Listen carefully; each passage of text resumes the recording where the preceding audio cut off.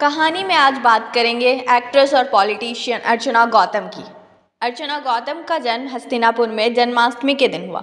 जन्म से पहले परिवार समेत गांव वालों को उम्मीद थी कि लड़का होगा। जब अर्चना गौतम पैदा हुई तो फिर गांव वाले और परिवार वाले ने कहा कि अब कैसी पार्टी, कैसा दावत। इसके बाद अर्चना गौतम के पिता ने कहा कि अब भी दावत होगी, लड़का नहीं पर लक्ष्मी तो मेरे घर आई है ना। इसके बाद अर्चना गौतम के पापा ने पूरे गांव में मिठाई और मटन बंटवाया। कुछ समय बाद अर्चना गौतम का पूरा परिवार मेरठ शिफ्ट हो गया। अर्चना गौतम बताती है कि हमारे परिवार में सभी लड़कियों की शादी 14 साल की उम्र में हो जाती थी। पापा भी चाहते थे कि मेरी भी शादी हो जाए, लेकिन माँ इसके खिलाफ थी। उनका कहना था कि इतनी कम उम्र में वो शादी नहीं कराएंगे। दरअसल जो सपने उनके अधूरे रह गए वो चाहती थी कि मैं उन्हें पूरा करूँ। किसी तरह उन्होंने मुझे पढ़ाया। इसके बाद अर्चना गौतम 11वीं में फेल हो जाती। तब अर्चना गौतम के पापा कहते अब तो शादी होकर ही रहेगी। उस वक्त भी माँ सपोर्ट किया और 11वीं में दोबारा पढ़ाया। इसके बाद 12वीं में अच्छे नंबर से पास हुई। 12वीं के बाद माँ ने भी हाथ खड़े कर दिए, लेकिन अर्चना गौतम के सपने तो बहुत बड़े थे। वो मेरठ की IIMT यूनिवर्सिटी से पढ़ना चाहती थी। ये बात जब अर्चना गौतम ने अपनी माँ को बताई तो उन्होंने फ़ीस पता करने के लिए कहा। वहाँ पर एक सेमेस्टर की फ़ीस 25,000 रुपये थी। माँ ने कहा कि वो इतने रुपए की व्यवस्था कैसे कर पाएगी, हालांकि वो भी मुझे आगे बढ़ता हुआ देखना चाहती थी। उन्होंने अपने गहने गिरवी रखे और कॉलेज की फ़ीस भरी। फिर बाकी सेमेस्टर की फ़ीस स्कॉलरशिप से भर ली मैंने। इसके बाद एक टेली कॉलिंग सेंटर में जॉब करने लगी। यहाँ हर महीने 6,000 रुपये मिलते थे, लेकिन इंग्लिश नहीं आने की वजह से अर्चना गौतम का टारगेट पूरा नहीं हो पाता था। इस कारण उसे नौकरी से निकाल दिया गया। इसके बाद अर्चना गौतम ने दूसरी जगह नौकरी की, जहाँ पर 12,000 रुपये महीने मिलते थे। कुछ समय बाद ये कंपनी ही बंद हो गई। शायद भगवान की ख्वाहिश थी कि इन चीज़ों पर ध्यान ना लगाकर मैं मुंबई जाऊँ। ये वो वक्त था जब मेरठ में 100 सेल्स का बाजीगर के लिए एक ऑडिशन चल रहा था। इस शो के जज रवि किशन थे। अर्चना गौतम ने बिना कुछ सोचे समझे इसका ऑडिशन दे दिया। ऑडिशन के दौरान रवि किशन ने कहा था कि मैं एक बेहतरीन एक्ट्रेस बन सकती हूँ।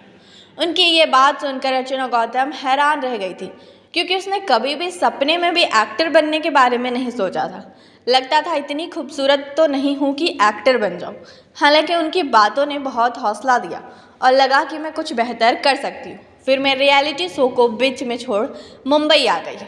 यहाँ पर अर्चना गौतम की मुलाकात रवि किशन से हुई। उन्होंने वादा किया कि वो मेरे लिए कुछ ना कुछ जरूर करेंगे, पर इस मुलाकात के बाद ना कभी उनका कॉल आया। 1 महीने तक उनकी कॉल का इंतज़ार किया। शायद वो किसी काम में बिजी रहे होंगे, इसलिए नहीं कर पाए। मुंबई आने का कहानी भी रोचक किस्सा है। मुंबई आने के लिए मेरे पास बहुत ज़्यादा पैसे नहीं थे। तभी किसी आंटी के अकाउंट से मेरे अकाउंट में 25,000 रुपये आ गए थे। इन पैसे को तुरंत मैंने निकाल लिया और कुछ पैसे माँ के गहने गिरवी रख कर इकट्ठा किए, जिसके बाद मुंबई आई। एक दूसरा किस्सा कि मुंबई आए हुए मुझे कुछ ही दिन हुए थे। यहाँ के बारे में ज़्यादा जानकारी नहीं थी। एक दिन कहीं जा रही थी, तभी एक गाड़ी से कुछ लोग आए और उन्होंने खुद को CBI ऑफिसर बताया। फिर पुलिस स्टेशन चलने के लिए कहा। पुलिस का नाम सुन अर्चना गौतम घबरा गई और उनके साथ गाड़ी में बैठ गई। कुछ समय बाद पता चला कि वो लोग ठग हैं। उन्होंने मेरे सारे गहने उतरवा लिए, फिर 10 लाख फिरौती की डिमांड की।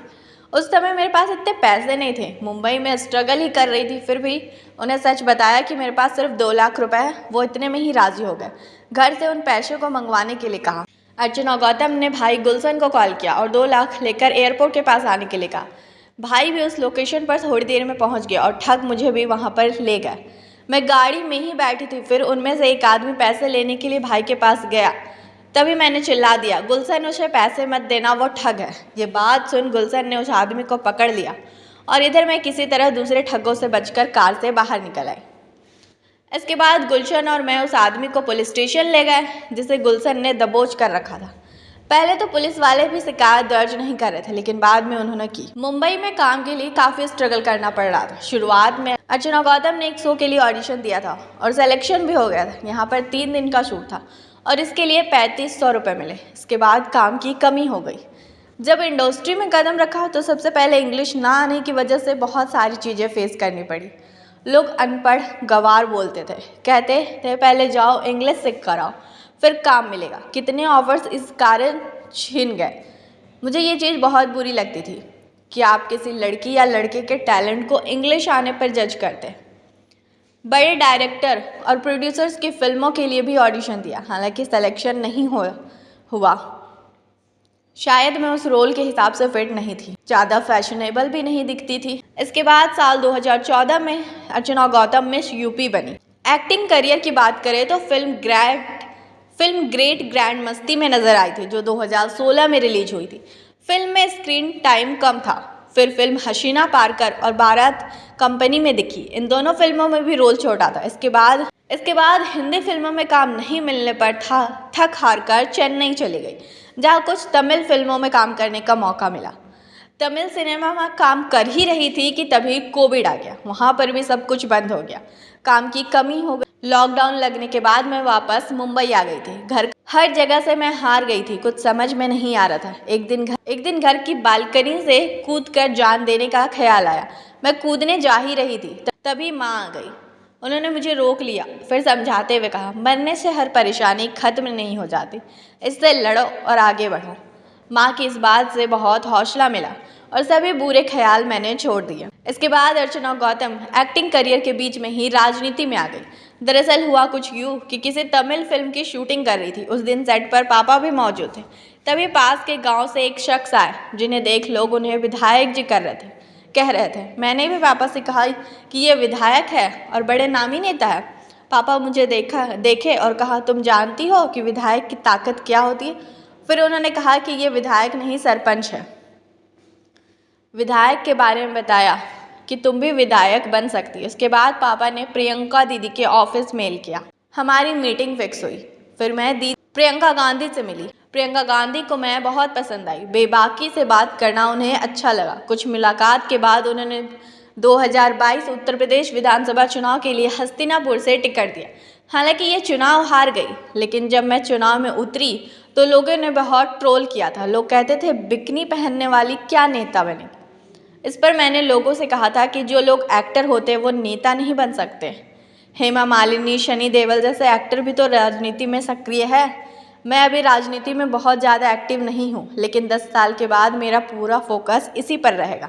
इसके बाद अर्चना गौतम को बिग बॉस का ऑफर आया तो वहाँ जाने से डर रही थी। शो के बारे में लोग कहते हैं कि वहाँ पर पर्सनल लाइफ की धज्जियाँ उड़ाई जाती। शो के लिए हाँ करने से पहले प्रियंका गांधी से पूछी, उन्होंने कहा कि जाना चाहिए। इसके बाद शो के लिए हाँ किया और तीसरी रनर अप बनकर रही। फिर इस साल खतरों के खिलाड़ी में दिखी। तो ये थी अर्चना गौतम की स्ट्रगल स्टोरी।